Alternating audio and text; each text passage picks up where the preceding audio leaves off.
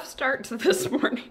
So I tried to make some oats, and I don't know what I did. I effed them up pretty bad. So they were really chewy still. And so I threw those away, and then I decided I was gonna eat a banana, which wasn't ripe, so it was like starchy and gross. And so then I was like, okay, I'm gonna make some fish tacos because I had leftover fish and rice and tomatoes from last night, and fish tacos, they never disappoint. So anyway, that's what I had for breakfast, was leftover fish tacos from last night. So now I have a bucket full of socks that I need to wash for today, and then I'm gonna put some laundry away. But I did get tagged by Anna from the Anna Knitter podcast for a happy holiday tag, so I'm gonna try to do that today for my video. I've also decided that for Joshua's pants and shirt, for his pajamas, I'm gonna do a size 6. I measured him yesterday, and based on the envelope measurements, he's closer to a 5, and I want them to be able to fit him throughout the rest of the winter and maybe get to use them in the fall, in which case I need to make them a size up. I'm just gonna cut the pattern.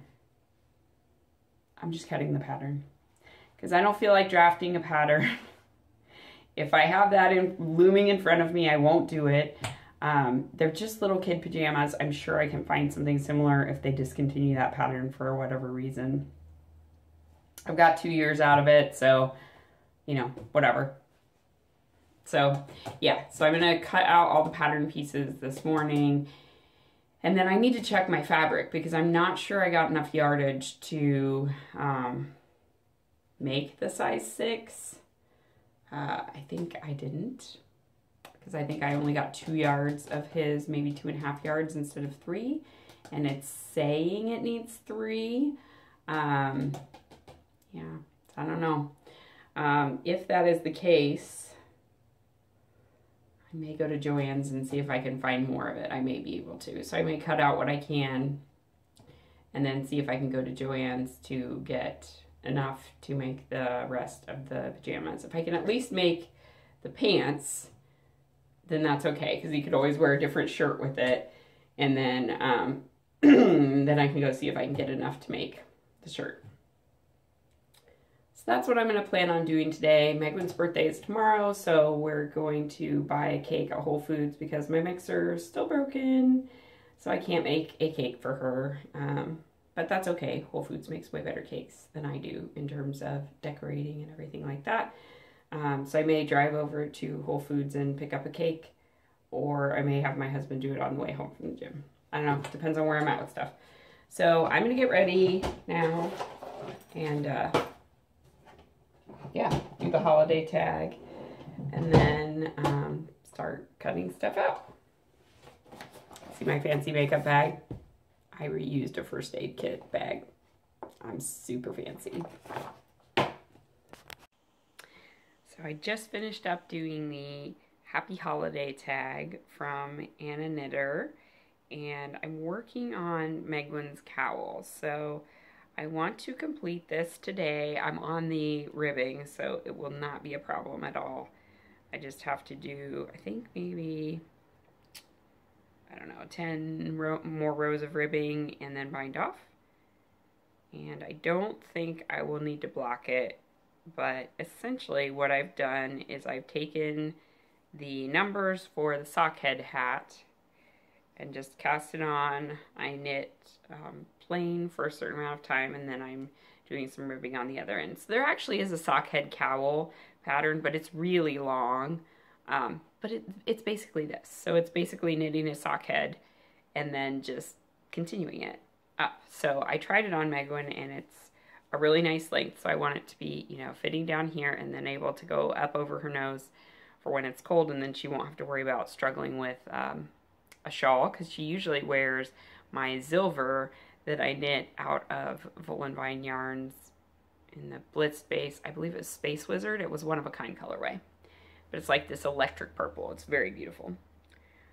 But it was really too small for me. It's more like a shawlette, which you know, isn't my thing. So here it is. This is knit out of Chili Knits. I do not know the colorway, but it's a really pretty neon pink with lots of different rainbow speckles. This is in a Little Bitty Delights marker with a biscotti and some kind of fancy schmancy latte. And then I've had kind of an upset stomach, so I've been drinking water, but I never showed you guys my cool bottle. So this is from David's Tea, and it has gnomes on it. So you can see that gnome. There's a gnome. They're kind of incognito gnomes trying to dress up like the little Christmas trees. It's insulated so it doesn't sweat, which I've got some clean canteen bottles, but when you put ice water in them, they sweat, which is kind of annoying. And because it's insulated, I can actually put tea in here as well, so I can make iced tea with it. And the cool feature about it is that you can close the lid, flip it over, and open the bottom. So you can put your infuser on top there and brew your tea into there, put your ice cubes in there, put your bottom on. It's all insulated and nice and tight. Then screw it back on, flip it the other way. And boom, you have iced tea in a bottle. So I think this is going to be great for the summertime as well. And I don't care that it's got a winter theme because I love gnomes, and gnomes are my jam year-round. I'm not a once-a-year gnomer. And it makes it really easy to clean too, because this is a bigger mouth on this side, so you can use the bottle brushes. It's one of the things that annoys me about the things that have these little tiny holes. It's really hard to get all the way down to the bottom and actually clean all the nooks and crannies. So I loved that it had this feature, and I was like, boop, in the cart. I got it when they were having their sale too. So they had a free shipping sale, and I think there was a percentage off, like for Black Friday. Usually I don't Black Friday shop, but I had a tea reward to use anyway. So you like buy a certain amount of teas and you get a free bag. So I needed to redeem my frequent steeper reward. So I just got this, and then I got some other stuff too, which I shan't speak of here because they are presents. Crap, I forgot to talk about Christmas Lego. That is my other favorite family tradition. So Amanda from the No Makers podcast and the Dyer Behind No Makers totally got me back into Lego as an adult, and I thank her so much because I love, love, love Lego, and every year I have purchased the Christmas Lego set since she made me aware of those. So I think it's like the third year this year. So I have a Winter Village, which I've actually not put together. I was going to put that together last year and just didn't get around to it. I have the Santa's Workshop, which we did put together last year, and it's in my last year's Vlogmas. The movers actually destroyed pieces of it, so it's all in a box. It was packed in a box that I packed. So I know all the pieces are in there. It's like one of those plastic tubs with like the locking mechanism on the sides. So all the pieces should still be in there, but I need to take it out and figure out what I need to do to reconstruct it. I don't want to start from scratch because it's really hard to unconstruct Legos. I have a little gingerbread house that was like a freebie one year. And then this year was a Christmas fire station. So that one I actually wrapped up for Joshua because he is obsessed with firemen. He's going to love it, and it's going to be a fun Christmas decoration for us to have too. So yeah, that's my other favorite Christmas tradition now, is building Lego sets with the kids. And I try to buy the sets off of Lego every year because you get a free thing. So the little Christmas present that I showed in my Vlogmas yesterday was actually a free gift with purchase for the stuff I got for them for Christmas. So bonus. So I just got Megwin's cake. It is a Tree of Lights cake. So it's got like white frosting, little like Christmas lights, but they use jelly beans for the lights, and then it has a icing Christmas tree in the middle. She put a new star on it because the star had been knocked off by the case. So it's all glittery now, which is awesome, and she wrote "Happy Birthday, Megwin." So I also got eggnog because I love eggnog. So I'm excited to go home and have some eggnog. And I got veggie bacon because Joshua was obsessed with veggie bacon. So yep, I'm on my way now. So I got Megwin's birthday cake.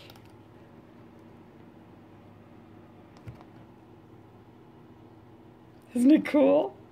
It's a glitter star. Oh my god. I love it. It is vanilla cake with raspberry jam and chocolate ganache. Yum. Different one. Now how about that one?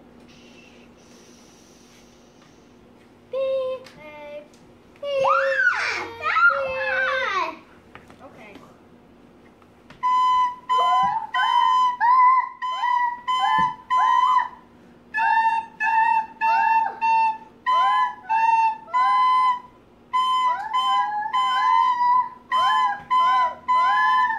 Don't kick my chair, bud.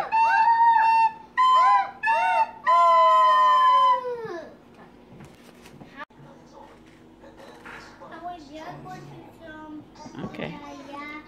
Megwin is listening to an audiobook, and I cast on a new hat for Josh in this obnoxious orange color. It is Pumpkin Pasties by Bad Wolf Girl Studios. I have a Sugar Tots marker on here. I have a little set of eggs. Mommy, are you keeping my character safe? Are you keeping... Oh, yep, I'm keeping your character safe. I'm drinking some Sugar Cookie Sleigh Ride. Uh-huh. He's asking about keeping his character safe because Moaning Myrtle can now join the Headless Hunt. Yeah, she got stepped on, I think. Anyway, it was a clean break, so I'm pretty sure I can super glue her. But I like to save up my super glue projects till I have several so that, you know, you don't waste the tube. There's her sad little body. It's fitting that she's the one that got broken in half. Then why are you playing that? I'm showing you so you can see. These guys are going to come up there and fight the back. And then I'm going to maybe work a little bit on my blanket this evening. I have all my mini skeins here from Anna. And I need to put them in like a project bag or something so I can keep them separate.